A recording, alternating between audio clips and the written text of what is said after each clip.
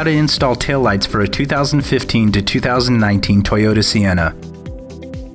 You will need a 14mm socket and ratchet. First, open the liftgate to expose the screws holding the taillight into place. Loosen the screws.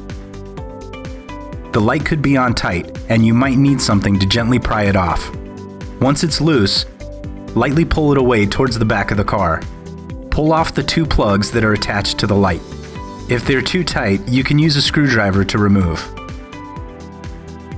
Get your new taillight. First, you need to plug in the new taillight.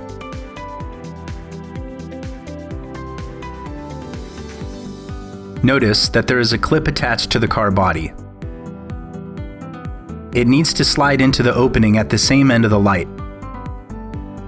Push the light back in until you hear a light click, then screw it back in. And that's it, you're done. Thanks for watching.